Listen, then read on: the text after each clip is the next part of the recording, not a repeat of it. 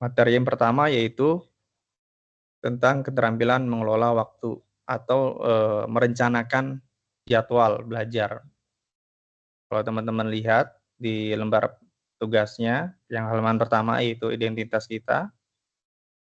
Nah, halaman kedua yaitu tujuan dan target belajar. Nah, ini materinya dari nih, keterampilan mengelola waktu. Ini di semua UPPJJ itu sama materinya. Saya langsung lompat ke, nah ini, di slide rencana belajar.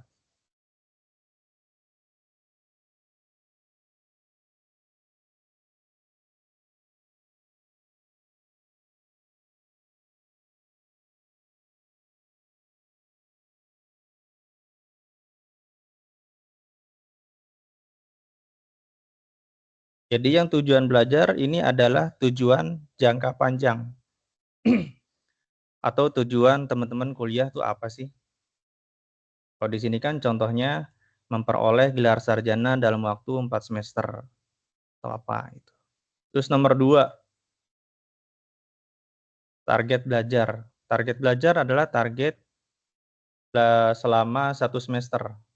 Misalkan teman-teman registrasi mata kuliah semester 1. Targetnya apa? Nah, di sini tujuan jangka menengah, lulus 5 mata kuliah semester ini. Targetnya IPK-nya berapa? Jadi target belajar ini target 1 semester. Kalau tujuan belajar adalah target teman-teman kuliah. Terus nomor 3 adalah mata kuliah yang diregistrasikan. Nah, mata kuliah apa saja yang teman-teman sudah diregistrasikan, di sini diketik aja. Jangan ada 5 atau ada 6, maka registrasikan. Selanjutnya jadwal belajar per semester. Slide-nya ada di, nah ini. Ini contoh slide pengisiannya. Jadi judulnya jadwal belajar per semester. Semesternya semester ini diketik di sini, misalkan kalau sekarang semester 2024 ganjil atau semester 1. Mata kuliahnya di list, misalkan ada 5 ditulis semua. Kalau di sini contohnya hanya pakai kode. Kode mata kuliah lalu jumlah SKS. SPA 4122 jumlah SKS-nya 3. Lalu yang ini adalah minggu ke berapa. Jadi kita belajar di UT itu biasanya 8 minggu. Ini harusnya cuma 8 minggu, nggak nyampe 9. Nah, untuk di catatan waktunya, ini ditulis Senin, Selasa, Rebo, Kamis, Jumat, Sabtu. Nah, seperti contoh di sini. Di sini ada 6 mata kuliah. Ini direncanakan setiap hari belajar. Jadi hari Senin belajar ESPA 4122. Hari Selasa belajar EKMA 4115. Hari Rebo ESPA 41110. Terusnya sampai hari Sabtu. Terus yang di sini adalah maksudnya jam belajarnya. Kita mau mengalokasikan berapa lama kita belajar. Kalau di sini contohnya 3 jam. Gitu. Ini contohnya 3 jam, ini contohnya 4 jam. Jadi misalkan minggu pertama hari Senin belajarnya ESPA 4122, mengalokasikannya belajarnya 3 jam. Terus hari Selasa di minggu pertama belajar EKMA 4115, mengalokasi waktunya 4 jam. Lalu hari Rabu belajarnya ESPA 4110, mengalokasikannya 3 jam. Dan seterusnya. Jadi ini adalah alokasi waktunya, berapa jam. Ini minggu keberapanya, minggu ke-1, minggu ke-2, minggu ke-3, sampai minggu ke-9. Dan ini adalah catatan waktunya. Di sini contohnya Senin jam 8 sampai jam 11. Lanjut ke lembar berikutnya.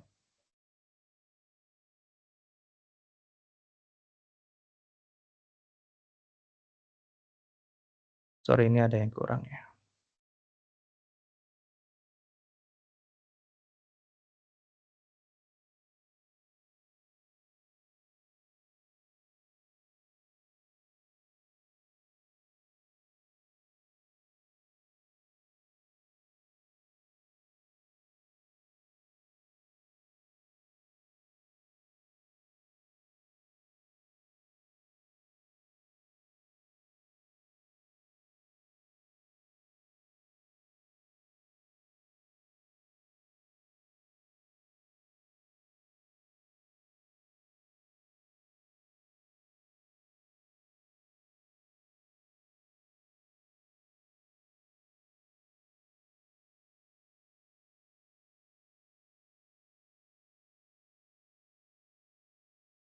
Lanjut lembar berikutnya yaitu target jadwal belajar mingguan.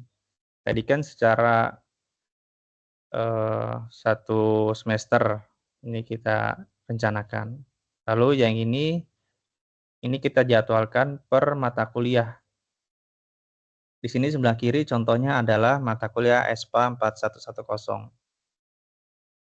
Nah, dari mata kuliah tersebut, babnya ada apa aja? Diketik. Misalkan kalau ada 8 bab, 8 modul, diketik. Modul pertama itu apa, modul kedua, modul ketiga, dan seterusnya.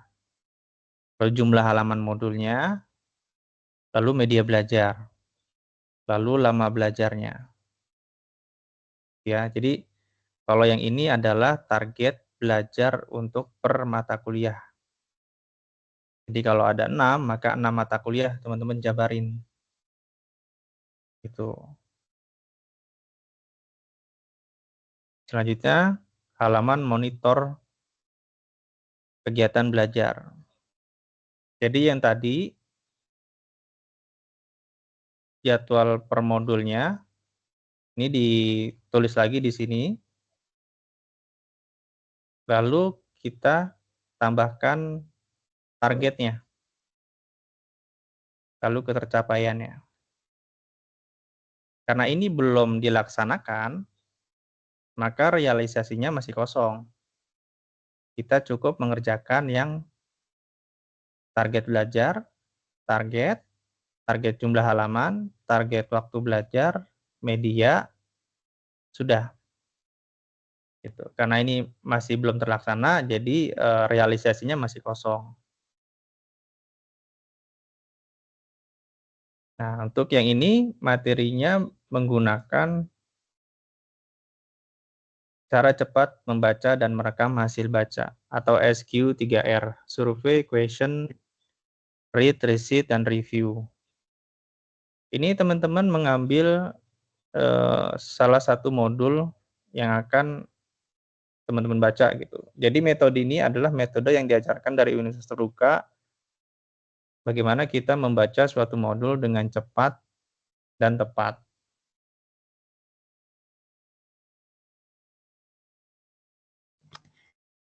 Pak, maaf mau nanya, ini materinya nggak bisa diunduh. Oke, nanti saya share di grup ya.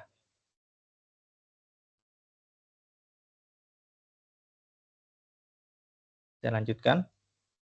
Untuk cara mengisinya, pertama, teman-teman ambil dulu salah satu buku, ditulis bukunya apa, nama penulisnya siapa, jumlah SKS, jumlah modul, jumlah halaman.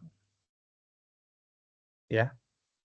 Lalu judul-judul pada yang akan dibaca. Jadi ambil satu buku, lalu modul keberapa yang akan teman-teman baca. Contoh, ini buku modul Bahasa Indonesia.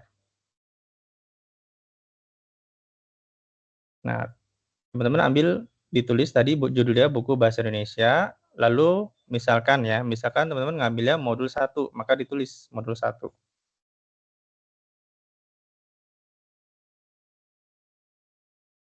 Nah, di sini ya, jumlah modul berapa, lalu judul modul yang akan dibaca. Misalkan di sini hakikat bahasa, maka di sini ketik hakikat bahasa. Terus jumlah halamannya berapa. Lalu kegiatan belajarnya ada apa aja. Kalau di sini ada 2, kegiatan belajar 1 dan kegiatan belajar 2.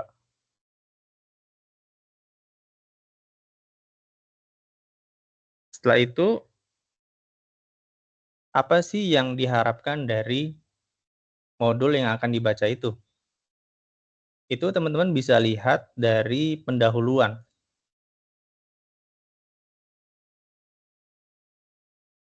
Nih, dari sini nih, dari pendahuluan bisa teman-teman dapatkan apa sih yang akan kalian dapatkan dari modul tersebut. Contohnya di sini menjelaskan hakikat bahasa, menjelaskan sifat-sifat bahasa.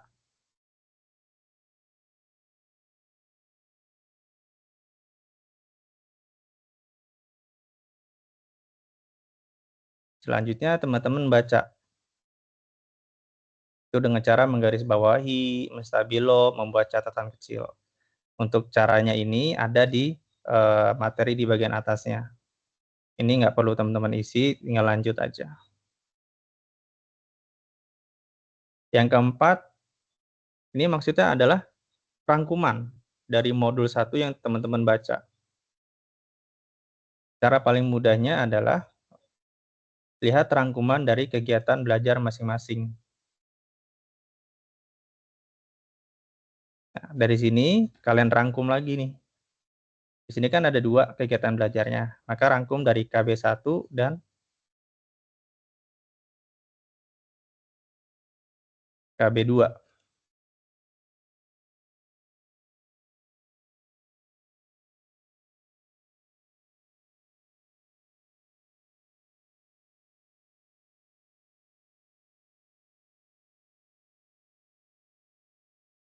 Nah, setelah itu jawab tadi pertanyaan yang telah kita buat di nomor 2 ini. Contohnya kan tadi di halaman pendahuluan ya.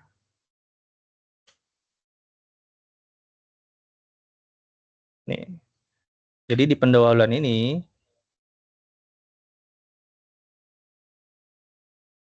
buat pertanyaan. Kalau di sini kan nomor 1 menjelaskan hakikat bahasa. Nah, buat aja apa hakikat bahasa? Apa sifat-sifat bahasa? Apa fungsi bahasa? Bagaimana hubungan keterampilan berbahasa yang satu dengan berbahasa yang lainnya? Berikan contoh berbahasa yang baik dan benar. Nah, dari situ teman-teman jawab tadi yang nomor 5 ini.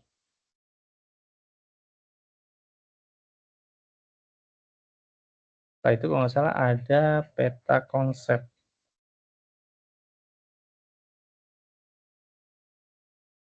Nah, di sini diminta juga peta konsep. Di mana sih cari peta konsepnya? Jadi maksudnya peta konsep itu peta konsep untuk mata kuliah tersebut. Kalau kita lihat di modul, di buku, itu ada di halaman-halaman awal.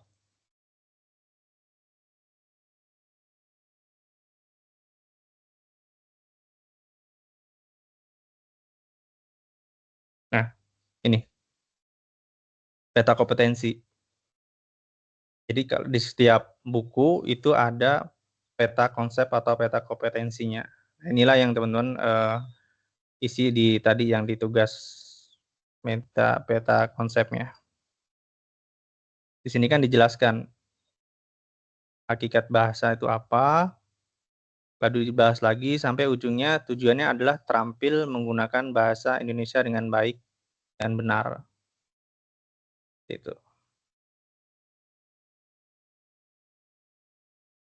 Jadi 2 itu aja yang saya akan bahas. Silakan jika ada pertanyaan boleh raise hand dulu. Untuk materinya jika tidak bisa di-download nanti akan saya share di grup.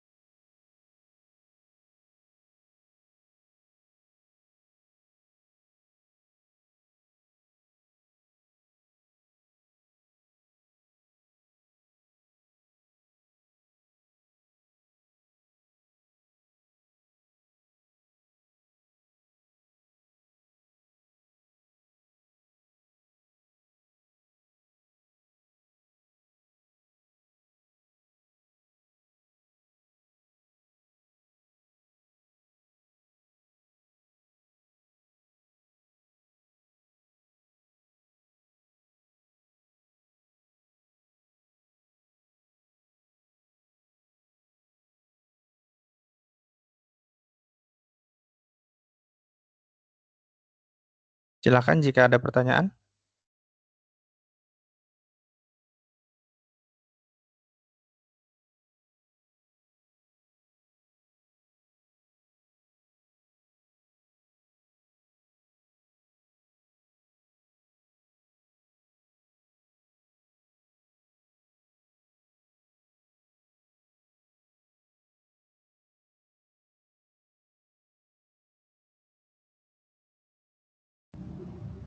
Malam Pak Suryo. Yuk, malam. Pak mau nanya tadi yang udah dijelaskan tadi. Nah itu kan kita kan download yang kayak lembar kerja itu. Yap. Itu nantinya setelah ini kita isi apa gimana Pak? Jadi nanti saat PKWJJ itu dijelaskan tentang materi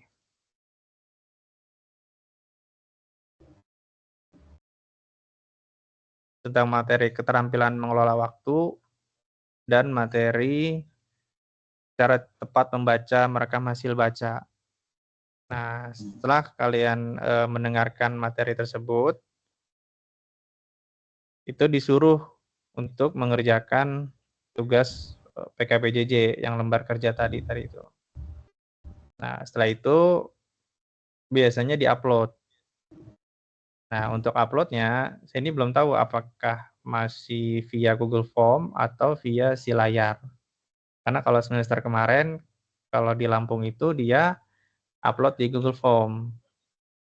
Nah, jadi nanti saat PKPJJ, ketika nanti dapat tugas, silakan ditanyakan ke panitianya, kumpulnya di mana, ada di Google Form atau di si layar.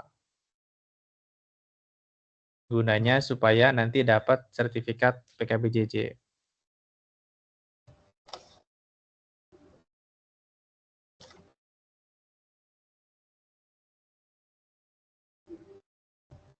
Baik Pak.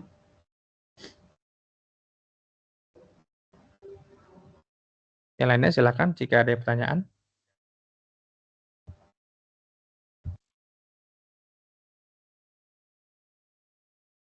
Untuk login, apakah masih ada yang kendala? Untuk login layanan belajar kayak Tuton. Tidak Pak. Malam Pak, Ada saya mau izin tanya Pak. Oh ya udah, abangnya dulu aja tuh. Passwordnya kadang bisa, kadang nggak bisa, Pak. Satu-satu, yang mana dulu? Pak, izin bertanya Pak. Oke, Kak Ahmad. Pak, saya mau nanya, bagaimana sih Pak cara merekam hasil belajar yang efektif? Apakah ditentukan dari waktu belajar pagi atau malam, supaya otak kita cepat mencerna masuk ke dalam materi Pak? Terima kasih Pak. Yuk, sama-sama. Jadi kan nanti saat PKBJ itu kita dikasih materi ya, cara tepat membaca dan merekam hasil baca. Kalau saya sendiri itu saya lebih cepat membaca itu dari pertanyaan. Jadi soalnya saya kerjakan, baru saya cari, oh asalnya dari mana nih? Asalnya dari mana? Jadi kalau saya tipenya bukan yang membaca lalu meringkas, tapi saya lebih suka mencari pertanyaan baru mencari jawaban. Ada beberapa cara yang banyak ya beredar, kayak misalkan waktu yang tepat itu waktu pas pagi-pagi sebelum sholat subuh, atau ada yang pagi-pagi setelah sholat subuh saat kita masih fresh, atau ada juga yang hari-hari biasanya nggak bisa, akhirnya di hari weekend. Tuh, kalau saya sendiri biasanya di malam hari, di kisaran jam 9. Kalau jam 9 nggak bisa, saya jam 3. Gitu. Lalu alat yang saya gunakan, tadi pertama BA Digital, yang kedua ini apa, OpenAI atau ChatGPT, itu saya sering gunakan. Tapi itu nggak saya gunakan sebagai sumber referensi, hanya sebagai caranya bagaimana menjelaskan. Karena kalau membaca dari modul aja kadang nggak paham. Jadi harus mencari referensi yang lain. Tuh. Kalau saya sih paling sering pakai ChatGPT kayak gitu.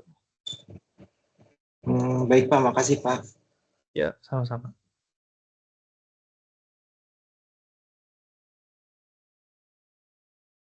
Tadi ada yang mau nanya lagi? Saya Pak izin bertanya. Kan Yuk. kalau misalkan waktu belajarnya itu 3 sampai 4 jam. Kalau misal lebih dari 4 jam itu bisa Pak? Per harinya. Bisa, itu kan sebenarnya materi yang ini ya, keterampilan mengelola waktu. Ini hanya tips dari Universitas Terbuka, bagaimana cara kita mengatur waktu selama 1 minggu. Karena sebagian besar mahasiswa Universitas Terbuka itu adalah pekerja, jadi mereka menyarankan 1 hari itu belajar 3 jam, 1 sampai 3 jam. Jadi kalau misalkan ada teman-teman yang waktunya kosong atau bahkan nggak kerja, itu bisa 1 hari itu bisa 3 mata kuliah, 2 mata kuliah. Jadi bebas kita mau aturnya, seberapa, seefektif mungkin lah untuk diri kita sendiri. Kadang ada yang bisa pagi, kadang yang bisa malam, tuh jadi fleksibel. Dan kita membuka layanan belajarnya pun fleksibel yang di Tuton itu. Kita mau buka jam berapapun bebas. Nggak harus misalkan, oh jam 1 atau jam 2 atau jam 3 itu bebas. Kecuali teman-teman mengikuti yang web. Kalau web, ini dia ada jadwalnya. Karena itu ketemu langsung, ada penjelasan langsung dari tutornya. Tuh. Sedangkan kalau Tuton, itu nggak ada penjelasan langsung. Hanya ada materi tambahan, kita bisa baca, lalu muncul pertanyaan dari tutor, lalu kita menjawab. Itu bebas, kita menjawabnya di jam berapapun, dengan jangka waktu 2 minggu. Tuh. Oke, baik Pak. Terima kasih. Sama-sama. Lalu tadi ada yang bertanya, ini sering kali terjadi ya, kalau kita sudah reset password, sudah melakukan apapun, tapi sering galat, atau sering gagal untuk login-nya. Kalau saya biasanya, saya akali dengan ini, login Microsoft Office 365. Itu pakai login akun eKampus. Nah, itu pasti selalu bisa. Gitu. Memang ini pun saya sering rasakan ketika ini udah berhasil reset, pas mau login lagi nggak bisa. Udah berhasil reset nih 1 semester, semester depan mau login lagi dengan password yang sama, itu nggak bisa. Jadi saya sering makainya yang Microsoft Office 365. Tuh. Nah, untuk pakai Microsoft Office 365, teman-teman login ke eKampus. Jadi akun eKampus ini bisa untuk login di segala web yang ada di Universitas Terbuka.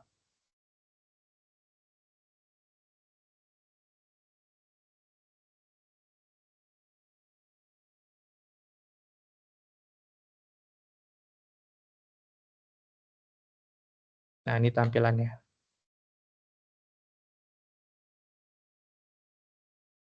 Fungsi dari akun eKampus ini nggak hanya untuk login Puntuton, tapi juga untuk lisensi Office.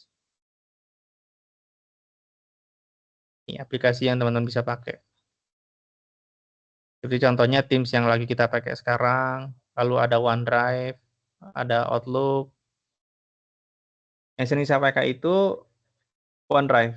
OneDrive itu jadi kalau misalkan jadi semua data perkuliahan itu saya sinkronkan di OneDrive. Kemanapun saya pergi selama ada internet, walaupun saya nggak bawa laptop, saya masih bisa mengerjakan. Walaupun itu pakai HP juga. Jadi dimanapun itu bisa dikerjakan. Misalkan dicontoh di sini, ini udah saya sinkronkan semuanya.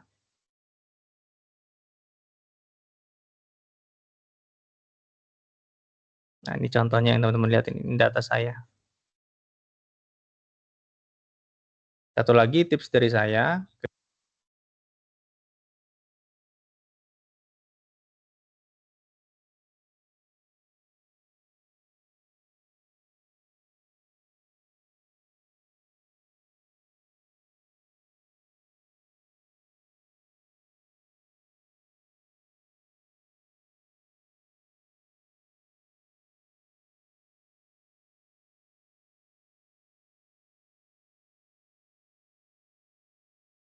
Pak, suaranya hilang.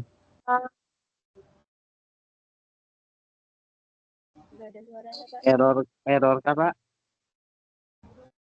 ada suaranya? Nah, baru ada. Oke.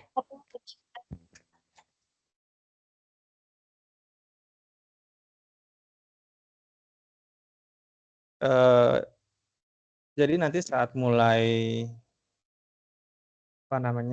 Tuton, ini website Tuton ini seringkali error ya. Jadi dari dulu saya nggak ngerti kenapa ya tidak ada nggak ada perbaikan gitu untuk servernya. Jadi ketika baru mulai atau nanti pas deadline sesi Tuton berakhir itu seringkali terjadi error. Misalkan lagi buka jawab diskusi 1, teman-teman ngetik langsung di sini, tiba-tiba error.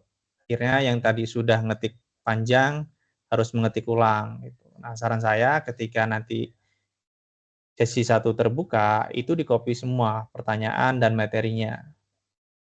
Boleh di Word atau di Notepad. Jadi kerjainnya jangan kerjain di sini, tapi kerjainnya di Word.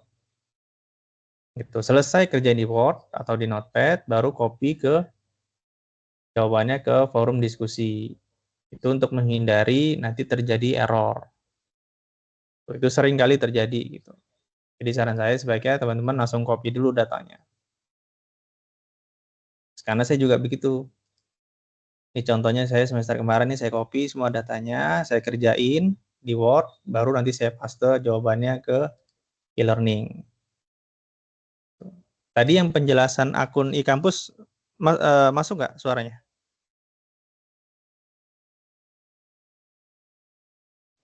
Masuk, Pak. Oke. Yang OneDrive?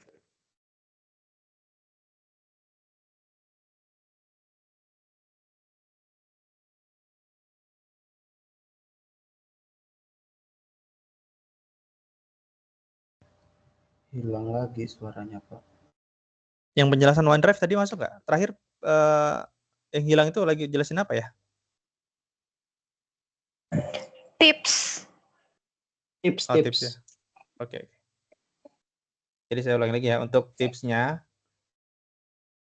pertama gunakan ini ya, akun e-kampus. Akun e-kampus ini bisa untuk login tadi, login akun e-learning. Akun e-learning kan sering kali error ya. Udah ganti password masih aja tetap error. Nah, saya biasanya pakai loginnya ini. Lalu bisa juga login untuk MyUT. Nah, lalu saya gunakan juga untuk OneDrive-nya. Gunanya, mau saya dimanapun, itu akun ini dia selalu sinkron. Jadi kalau misalkan saya mau ngerjain ini, gitu, manajemen, diskusi 5, ini saya mau ngerjain dimanapun bisa. Nah, seperti ini contohnya. Sama ketika nanti Tuton sudah dimulai, copy semua materi dan pertanyaan diskusi. Kalau saya buat, jadi saya udah buat misalkan semester 5, saya buat folder semuanya. Jadi ketika Tuton sudah mulai, saya paste ke Word, nanti baru saya kerjain. Setelah saya kerjain di Word, baru saya paste ke e-learning. Kenapa begitu? Karena seringkali web Tuton itu error. Error ini maksudnya ketika banyak yang akses, dia akan down. Jadi ketika kita ngerjain di e-learning, kita lagi ngetik banyak, tiba-tiba hilang, itu datanya juga akan hilang. Jadi sebaiknya jangan kerjakan di e-learning, tapi kerjakan di tempat lain dulu. Kalau yang pakai HP bisa pakai Notepad, atau juga bisa juga di tulis tangan. Jadi nggak harus pakai laptop juga bisa. Berikutnya kalau saya pakai tadi ChatGPT. Jadi kadang kalau belajar dari modul itu nggak paham, akhirnya saya pakai ChatGPT. Tapi ChatGPT jangan dijadikan sumber referensi, tapi hanya dijadikan supaya kita lebih paham. Ada 2 yang saya pakai, pertama ChatGPT, yang kedua Perplexity.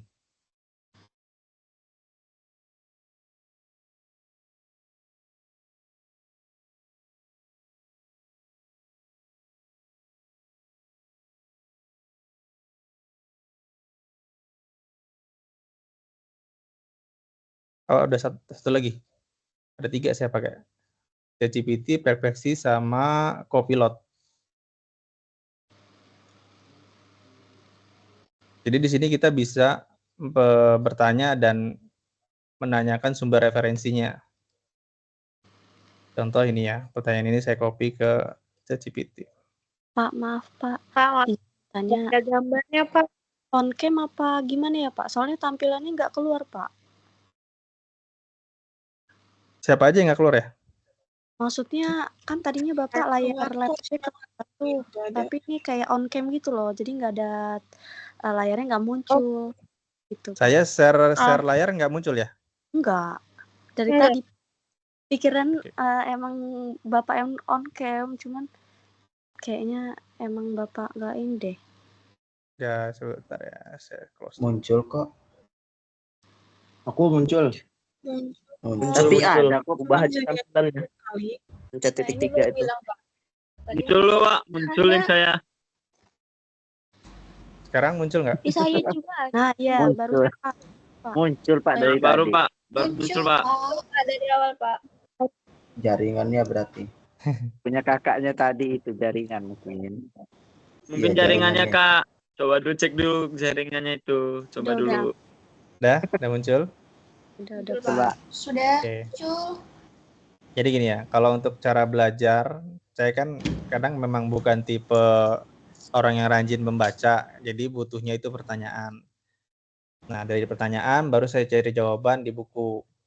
Nah, kalau misalkan nggak ketemu juga, saya udah mentok, saya biasanya pakai ChatGPT atau AI. Tapi AI-nya nggak saya jadikan sebagai sumber referensi, hanya sebagai supaya lebih paham aja. Ini ada yang bocor ya.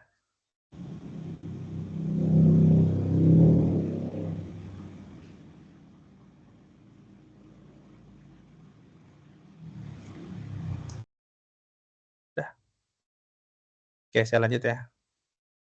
Jadi kalau saya misalkan dari modul udah nggak paham, saya tanya via ChatGPT.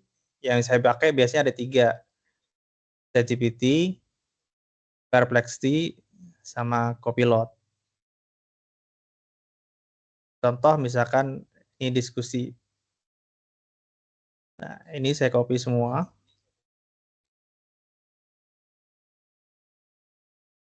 Saya pastekan di sini. Lalu saya tambahkan perintah yang lain. Saya tambahkan perintah sertakan sumber referensinya.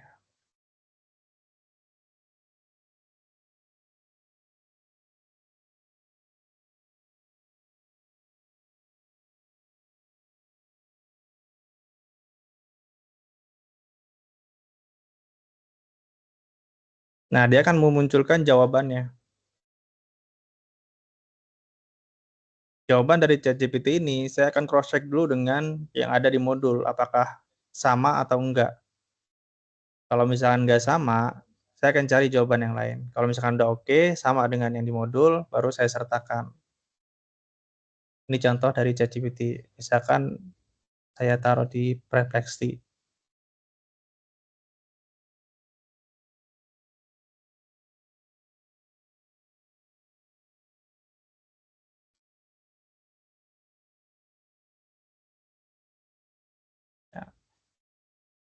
Contoh jawaban dari Perplexity. Nah, kalau dari Perplexity, dia langsung nunjukin ininya linknya, link sumbernya.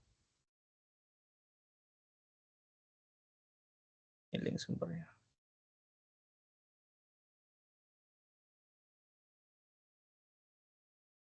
Dan satu lagi untuk sumber referensi, pastikan teman-teman mencari sumber referensi yang ada penulis atau editornya.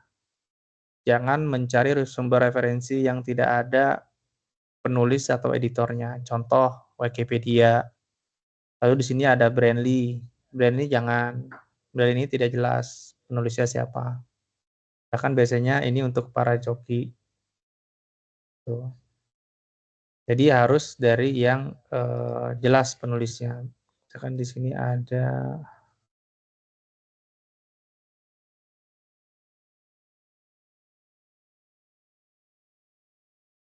ini juga situsnya nggak jelas semua.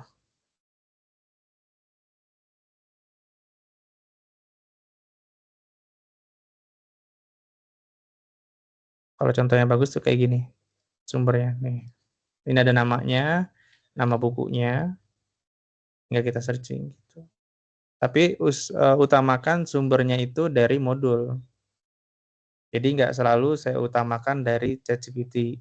Jadi saya cari jawabannya ChatGPT, lalu saya samakan dengan modul. Misalkan ini ada di halaman berapa, halaman 1 atau halaman 2. Baru saya tambahkan sumber referensi yang lain, yang sumbernya dari sini.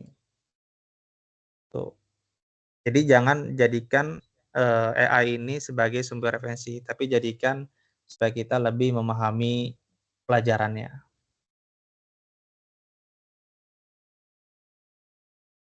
Silakan kalau ada yang mau tanyakan tips-tipsnya.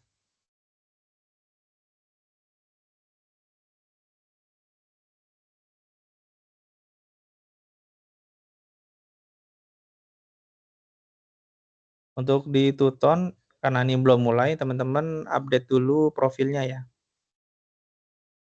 Misalnya foto profilnya teman-teman update. Jadi nanti biasanya sebelum Tuton dimulai, kita disuruh membuat perkenalan di semua mata kuliah. Jadi di Tuton ini semacam kayak kelas, dan itu campur, nggak hanya satu daerah, biasanya satu kelas itu campur antar UPWJJ. Jadi misalnya ada yang Bandung, ada yang Jakarta, ada yang Surabaya, dan lain-lain. Nah, sebelum mulai perkenalan, profilnya di-update dulu. Pilih menunya yang preference. Pilih edit profile.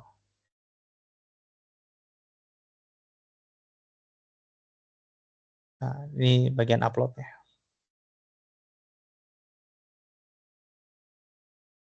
Jadi klik yang bagian atas, warna merah ini, kanan atas, lalu klik preference.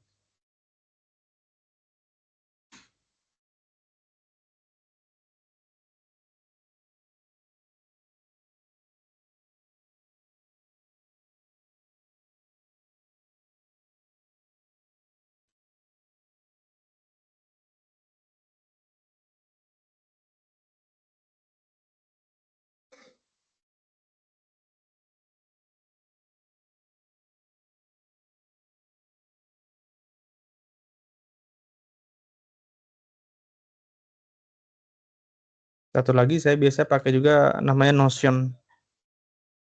Jadi Notion ini untuk merekam pembelajaran. Jadi dari Tuton tadi, ini saya copy semuanya, materi dan jawaban diskusi, lalu nilainya juga saya copy. Kenapa saya copy? Karena supaya nanti ada catatannya gitu. Oh, saya Tuton dapat berapa nih? Lalu nanti di UAS dapat berapa? Lalu saya cocokkan. Benar nggak hasil nilai UAS saya dengan Tuton hasil akhirnya sekian. Kalau benar berarti udah oke. Berarti kalau misalkan ada yang salah atau keliru, kita bisa membuktikan Tuton saya segini, nilai akhir saya segini. Tuh. Dan nanti saat Tuton dimulai, ada beberapa kendala, salah satunya tadi ya, webnya sering down karena banyak yang akses. Terus yang kedua, ada beberapa tutor yang pasif, bisa dibilang sangat pasif. Jadi kita sudah menjawab, tapi dia nggak langsung menilai. Bahkan ada yang sampai sesi ke-5, sesi ke-6 baru dia mulai jawab atau dia baru mulai dia nilai. Nah, kayak gitu teman-teman nggak usah khawatir, pasti dinilai sama dia. Karena tutor itu nanti dia dinilai oleh UT-nya dari penilaian dia ke mahasiswa gitu. Jadi evaluasi tutor juga ada. Nanti di sesi 7 itu mahasiswa dikasih namanya sih semacam ini penilaian terhadap tutor, apa tutornya aktif atau pasif kayak gitu. Jadi kalau nanti ada kendala tutor yang pasif, teman-teman nggak usah khawatir, itu pasti dinilai. Yang penting teman-teman menjawab. Nah, terus yang ketiga, usahakan kerjakan mata kuliah di minggu pertama. Misalkan kan satu sesi itu 2 minggu, maka kerjakan selesai dalam waktu 1 minggu. Kalau udah dikerjain di minggu selanjutnya, biasanya nilainya itu dia turun, biasanya di bawah 80. Tapi kalau kita kerjakan di minggu pertama, itu nilainya bisa besar, bisa 100, bisa 90, paling kecil paling 80. Tuh. Terus selanjutnya, misalkan di satu sesi itu sudah ada yang menjawab pertanyaannya menyerupai kita, misalkan. Dan kita mau menjawab, wah ini jawaban sebelumnya hampir sama nih. Nggak apa-apa, teman-teman tetap harus menjawab gitu, tapi dengan bahasa teman-teman sendiri. Gitu. Kalau misalkan ada di bawahnya lagi, misalnya teman-teman sudah menjawab, lalu ada yang menjiplak, itu teman-teman cukup chat aja tutornya juga pasti baca kok. Tuh, jadi di diskusi itu nanti teman-teman bisa lihat jawaban mahasiswa yang lain. Tuh, tapi kalau di tugas dia nggak bisa, hanya di diskusi saja. Gitu. Kadang pun saya juga kalau lagi bingung nih dengan pertanyaannya, itu saya lihat jawaban mahasiswa yang lain. Supaya ini maksudnya apa sih? Ini jawabannya apa sih? Gitu. Kalau udah ketemu baru saya menjawab dengan bahasa sendiri. Enaknya di Tuton tuh kayak gitu.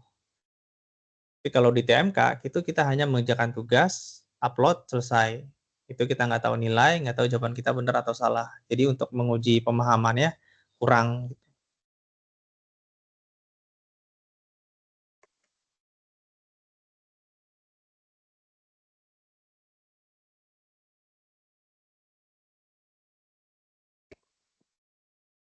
Silakan kalau ada yang mau bertanya lagi.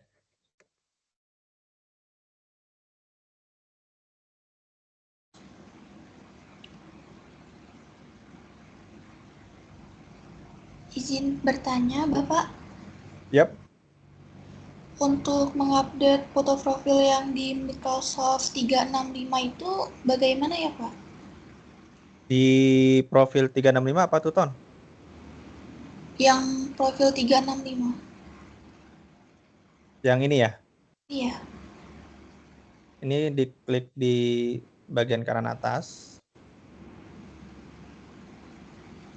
Kalau nggak salah lihat akun.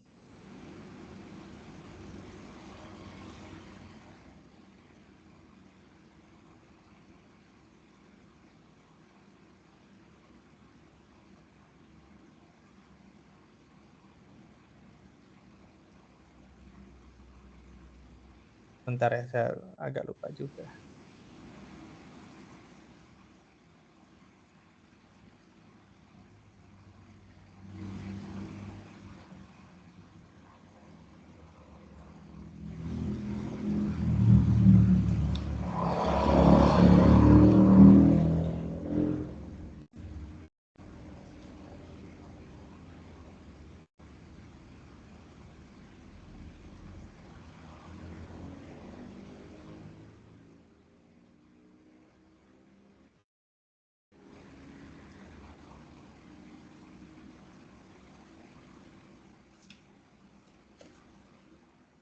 Oh, di sini. Dari klik kanan ini, pilih profil Microsoft 365. Dia akan muncul tampilan profilnya. Nah, ini ganti, perbarui profil. Ya.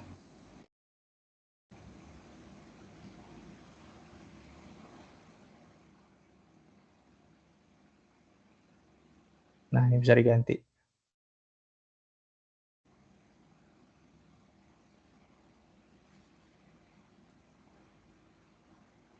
Oke, terima kasih, Bapak. Sama-sama.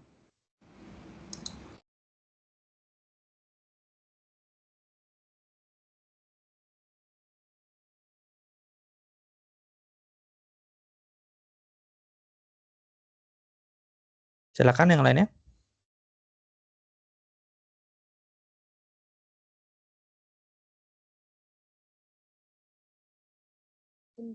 Pak, Yep. dari buat tugas Tuton tadi kan ada yang tulis tangan. Nah, maksud dari tulis tangan itu gimana, Pak? Jadi kan di diskusi itu jawabannya bisa kita ketik atau kita tulis tangan.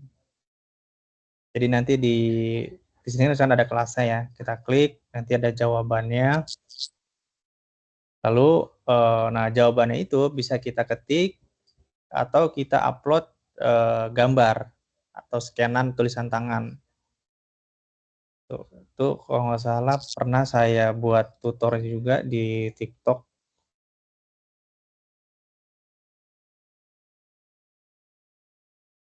Jadi fleksibelnya di UT itu kita walaupun belum punya laptop, kita bisa bisa mengerjakan tanpa laptop.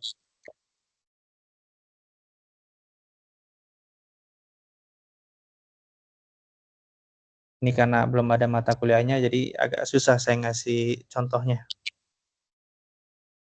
Contohnya itu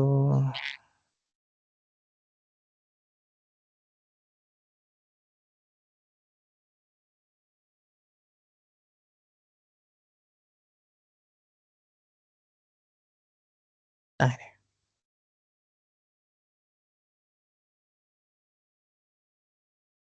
Nah, di sini ya. Jadi nanti ini ada pertanyaan diskusi, kita klik reply. Nah, di sini ini bisa kita ketik atau kita upload gambar. Upload gambar itu gambar tulisan tangan ya maksudnya. Jadi kita nulis dulu di selembar. Nah, ini ada gambarnya. Jadi tinggal dilihat aja VT-nya. Nah, ini cara-caranya. Nanti dia akan munculnya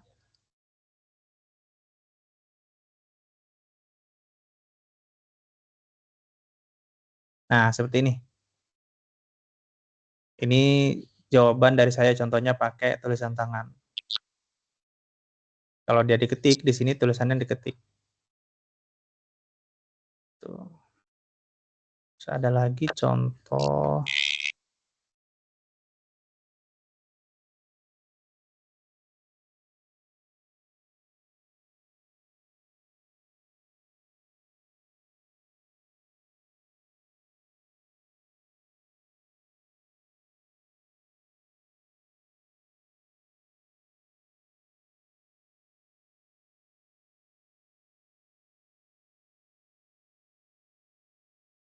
Nah, ini contoh kalau udah dinilai.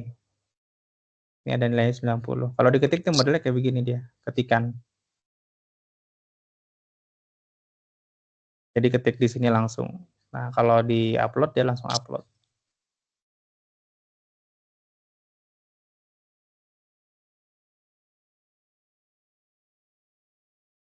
Nah, ini contohnya ya. Ini jawaban dari tutor nih.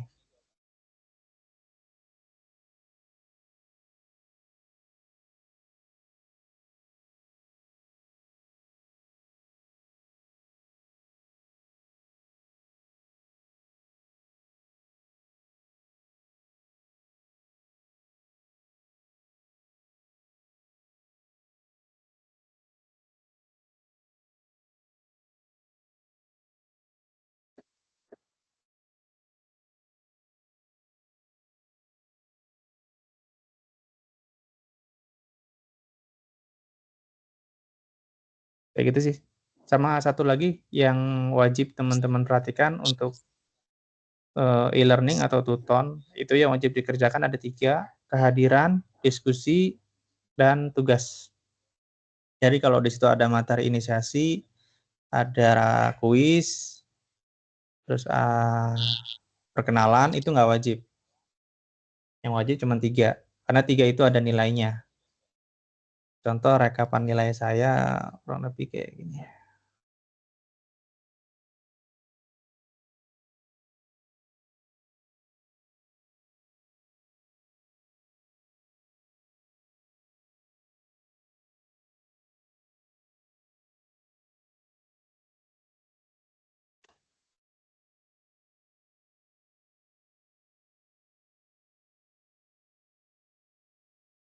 Nah, ini contoh penilaian di Tuton ya. Ini jadi dari Tuton itu saya rekap nilainya. Jadi ada 3 tadi yang wajib, kehadiran, diskusi, dan tugas. Dari ketiga ini dia memiliki bobot yang berbeda-beda. Kalau kehadiran itu 2,5, kalau diskusi itu kalau dia nilai 100, 3,75. Kalau tugas itu 16,6. Jadi kalau kehadiran itu ada 8 sesi, diskusi ada 8, tugas cuma 3. Ada di sesi 3, sesi 5, dan sesi 7. Kalau nih teman-teman dapat 100 semua, dia bobotnya akan pas 100. Nah, ini saya rekam per semester. Jadi nanti terlihat, oh saya dapat audit SDM, nilai tuton saya sekian. Lalu misalkan nilai nilai UAS saya sekian, maka saya akan dapat sekian. Dengan kontribusi yang tadi ya, kalau tuton itu 30%, nilai UAS-nya 70%. Gitu. Jadi semua pembelajaran yang teman-teman ikutin itu direkam semuanya, dicatat baik di Excel, di Word, atau di folder sendiri. Dan ini pun bisa kalian catat menggunakan handphone. Untuk kayak misalkan nilai tuton ini, formnya ini sudah saya share juga di TikTok saya. Itu ada di linknya, ada di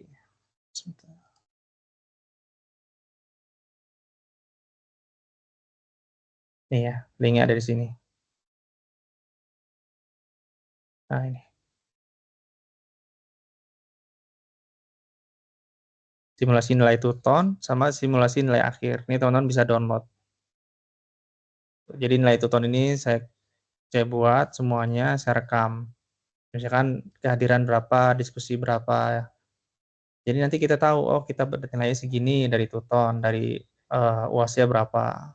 Contoh kalau nilai UAS-nya itu,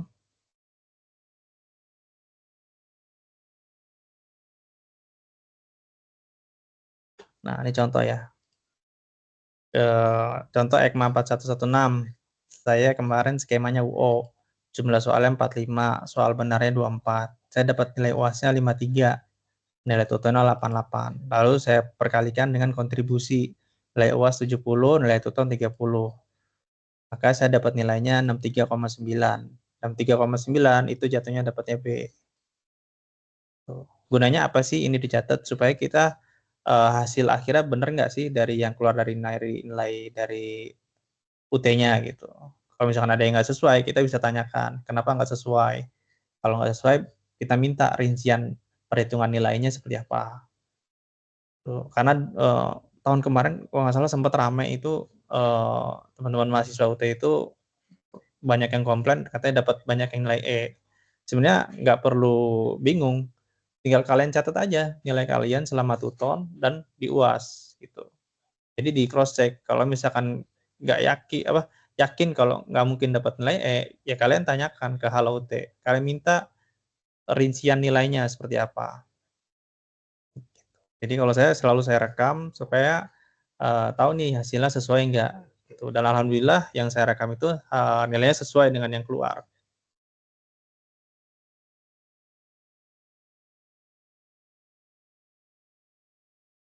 Ini bisa teman-teman download di sini ya. Ini jangan jangan di otak-atik. Jadi kalau kalian mau pakai, kalian buka terus download dulu.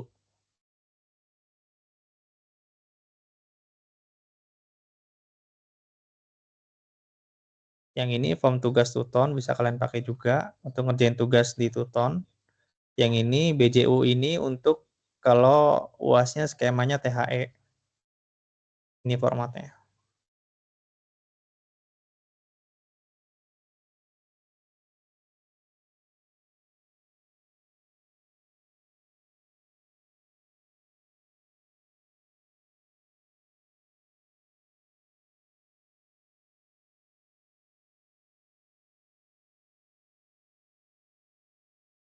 Ada lagi yang mau bertanya?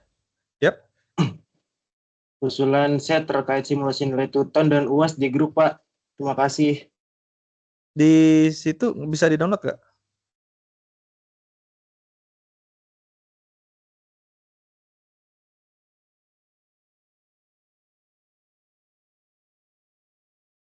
Yang di sini bisa di-download nggak?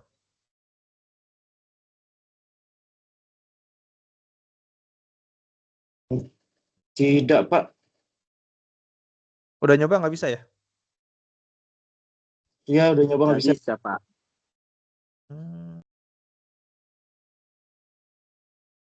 Ya. Oke, nanti saya share. Ya baik Pak, terima kasih. Yuk, sama-sama.